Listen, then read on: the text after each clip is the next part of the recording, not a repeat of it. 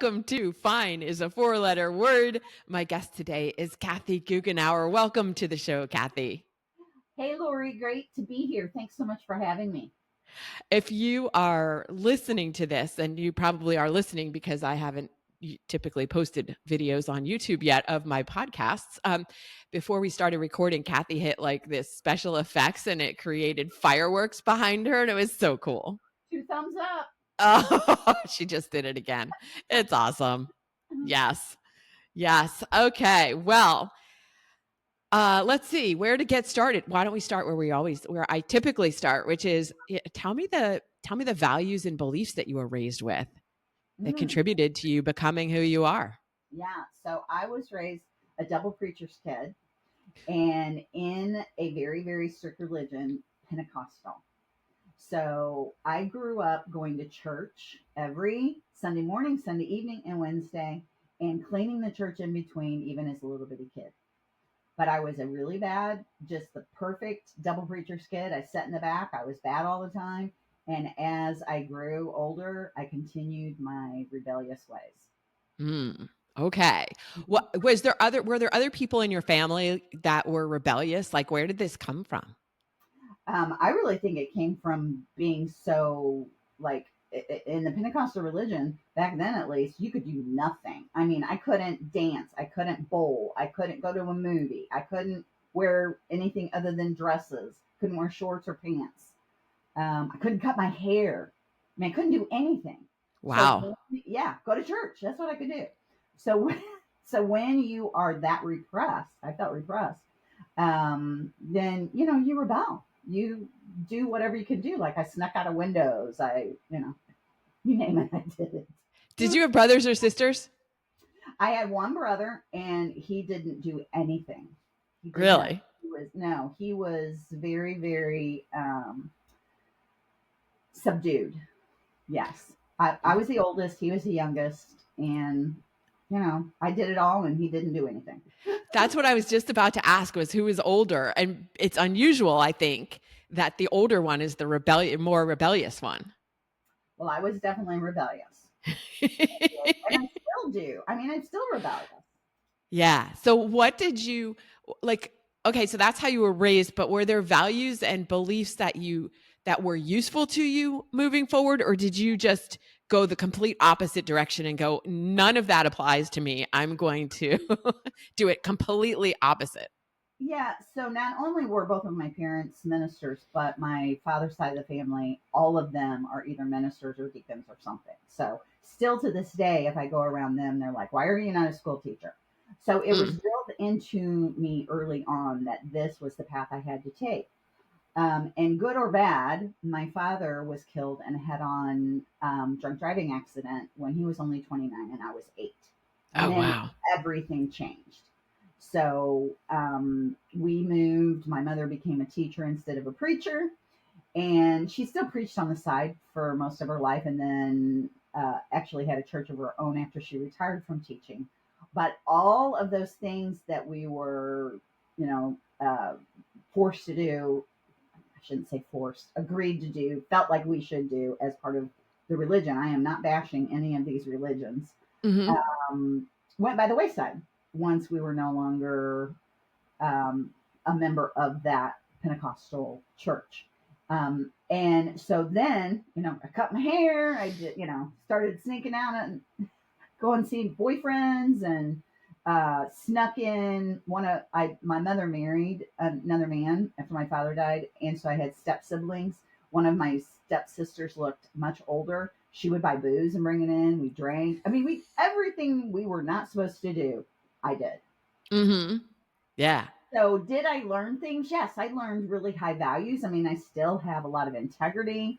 I will tell you, I was very angry at God for a very long time.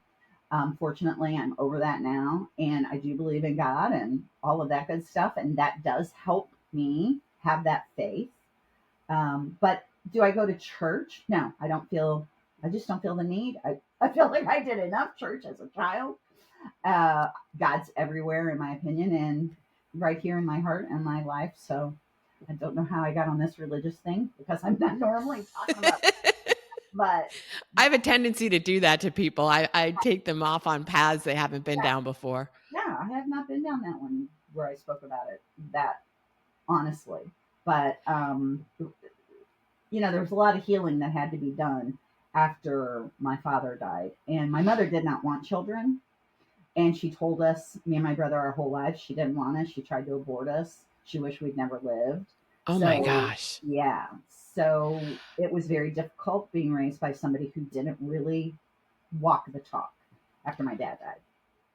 Yeah, and I can imagine, or I can barely imagine, first of all, how that would have felt for you and your brother to always have been reminded that you were not wanted. Yeah. And secondly, for her, especially at that time in society, to admit that she didn't want them and probably felt compelled by society to have them in the first place. Well, she would have gotten rid of us if she could have. But back Mm, then there was no abortion rights. She right. didn't know how to go find how to do that. She personally tried to abort us. She Wow. described how she would try. Oh And my it, gosh. yeah. So, You know how you feel unworthy? You feel yeah. very unworthy when you are told for your entire life on her deathbed, my mother said, never have children. And I'm like, Mom, I got the message. She goes, they ruined your life. And I'm like, I got that message loud and clear. Which now is, I have to ask this question of what have you done to heal from that? Because that's such a traumatic thing to have to live through for a large part of your life. Yeah. So I made a decision when I was 16. I remember very clearly saying, I will never have children. You, Mom, will never know my children because I will never have them. I will never pass on my genes. I will never pass on how I've been treated. And I did not have children. Hmm. Um, and I also went through lots of therapy. You name the Okay. type of therapy, I've gone through it. I got married and divorced at the age of 22, 24. I got divorced. I got married at 28, divorced at 30. So by 30, I'd already been married and divorced twice. And I looked at myself and thought, what's the common denominator here? It's me. And I went into therapy for the next 10 years. And Hmm. I really believe my therapist saved my life. I think I would have killed myself because I was very close to it. Understandably, because you've been told you have no worth, that Right. you were unwanted and you shouldn't be here. Yeah. I mean, like, right now we're recording this is getting into the Christmas time. My mother wouldn't spend Christmas with me. She Mm. wanted, she didn't give me presents. She didn't want to spend any time with me at all. Like if Wow. I called over to her house, my stepdad would answer the phone and I could hear my mom in the background going, tell her I'm in the bathtub. I can't talk to her. And I'm like, yeah, I heard her, Dad. Wow. Yeah, it was her whole life. I- And she was unhappy. She was a very unhappy woman. So Yeah. my therapist really helped me understand that my mother had probably been abused by her own father. And she suggested that I go talk to my mom about it. And I did. And here's what my mom said: not that I remember, which to Hmm. me means yes. Right. She So just didn't want to talk about it. that's right. And she never got help. And, I feel sorry for her in the long Mhm. run. But Yeah.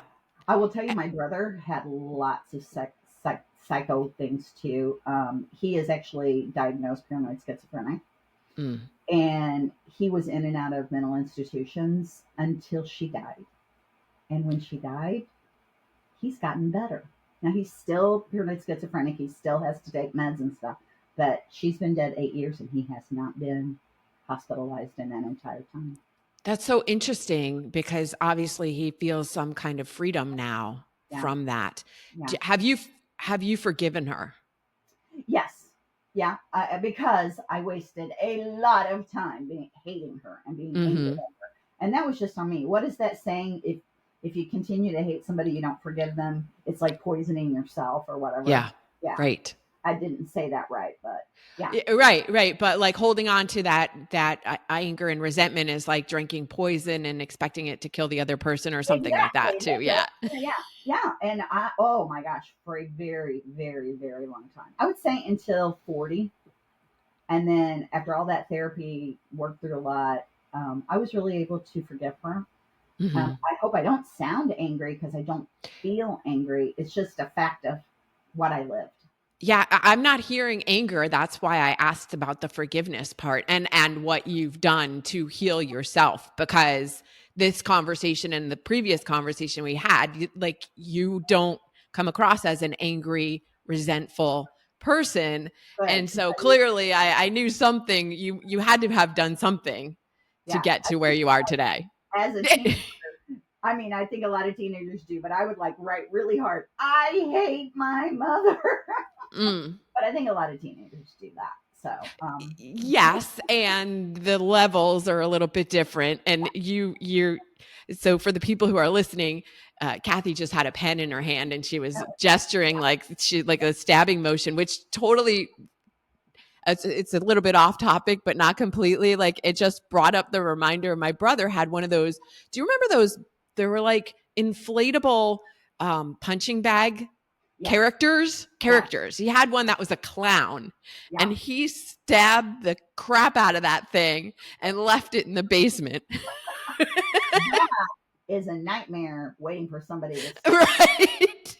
I I don't think he has a fear of clowns, but whatever, this clown took it. that clown was not fine. No, it was not. Neither was my brother, I guess, at the time, because he was very angry about something. At least he took it Oh out on the man. clown and not on you. Right. Well, I was the older one, so I was all yeah. Mhm. There was plenty of that, I'm sure, between like you and your brother, too, like just normal sibling stuff. We're very close now. Yeah. I really feel in a lot of ways that um, I was meant to mother my brother Mm. because my mother didn't, um, and we're very very close. We How stay much very older are you than he? 18 months. Okay, so you're Can pretty you close in imagine age. a woman who didn't want the first child and then finds herself pregnant 18 months later? Yeah. Yeah, Wow. Yeah. Okay. So you it sounds like though you've taken that piece of from the family, maybe a little bit of like service, the helping people, teaching, preaching, and now you are in a business where you do the same, not preaching, but a right. service-based business. Right. Yes, I teach women how to build what I call a virtual expert business, which is a freelancer virtual assistant business that is at a higher level so that they get paid more for their expertise.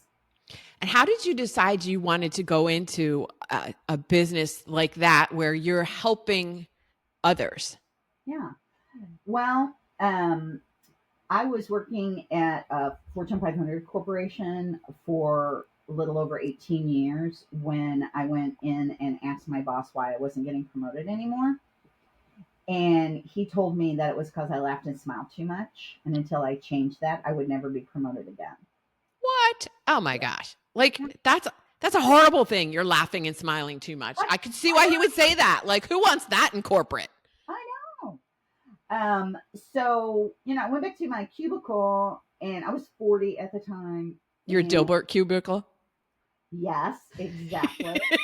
And I was working at AT&T, which is what Dilbert bases his sauce off, because he was at Pacific Bell. Yeah.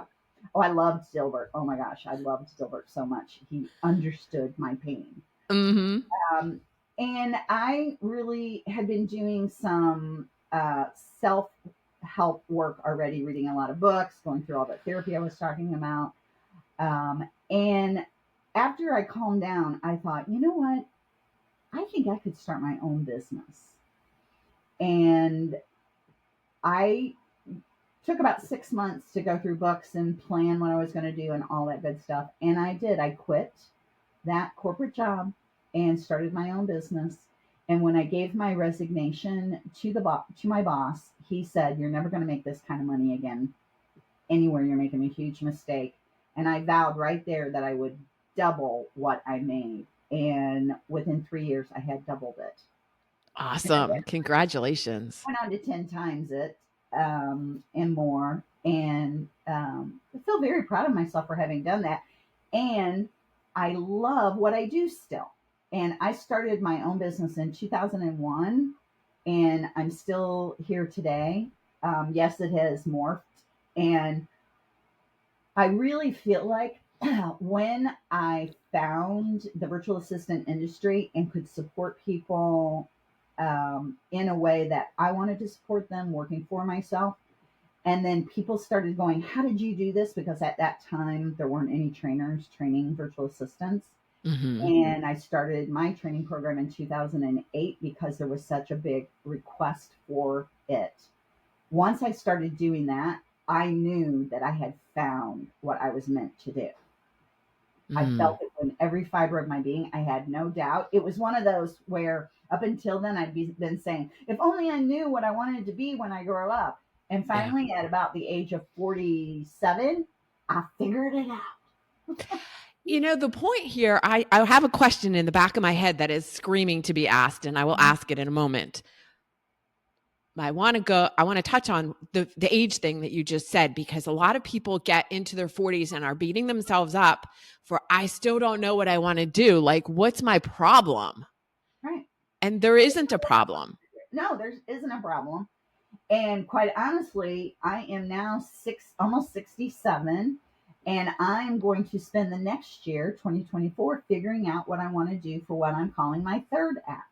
My first act Yes. was working in corporation, marrying and divorcing a bunch of times, going through therapy. My second act was starting my business, being married to this same man that I'm married to right now since for the last 30 years.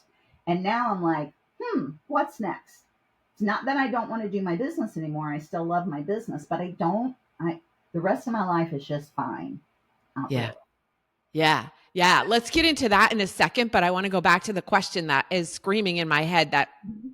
somebody needs an answer to, Okay. which is when you left corporate and you started your own business, how did you get your first client? Um, and this happens a lot of times. I think they fell in my lap. So I was, my husband was working as a contractor around the U.S. and Canada, and as he would move, I was moving with him because I could. And you might notice that I'm a little opinionated. And I told one of the real estate agents that I was working with, your website's terrible. You need to do blah, blah, blah, blah, blah with it. And he goes, put your ambition where your mouth is, work for me. And I'm like, sure. And he's the one who said, and I want you to work for me as a virtual assistant. I'm like, what's that? And he said, it's where you can work anywhere. And I want you to do marketing for me. So I'm like, cool, yes. And I started doing that and then realized. So here's one of the struggles that I think most people don't know from corporate to working for yourself. Much bigger difference than you realize. So I'm in corporate. I have my MBA. I think I'm hot stuff, right? I've been at AT&T for almost 20 years. I'm going to knock this business out of the park. And I have no idea what I'm doing, pricing, how I'm getting clients, nothing. Mm-hmm. So I started searching for a coach who did know how to build a business.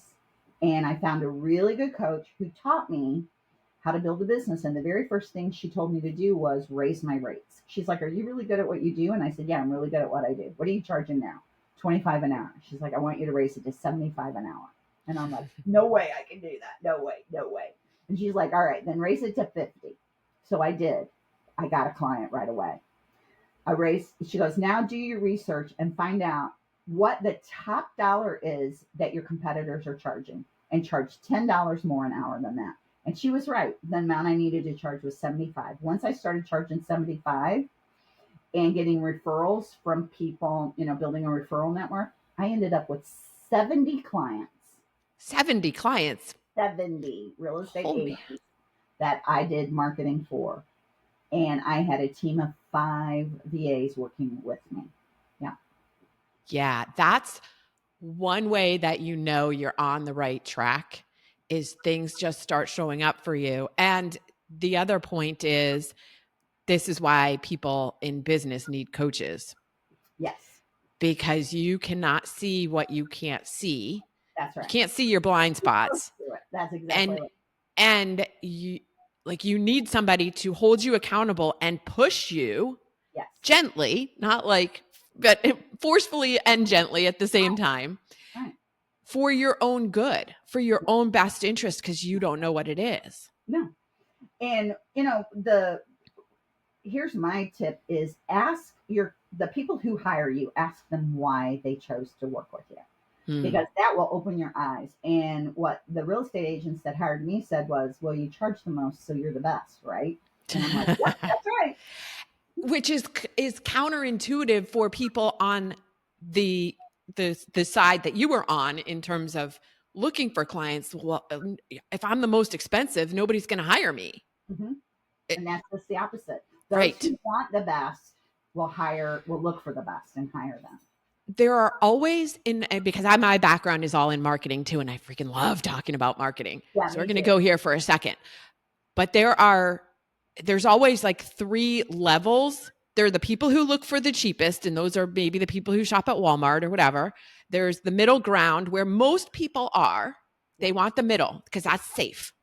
And then there are people who want the highest level. They're driving, the Lamborghinis and the Teslas and Tesla seems more common now, but the Mercedes, the Bentleys, the Rolls Royces, there's a market for that. There is always a market for that. Mm-hmm.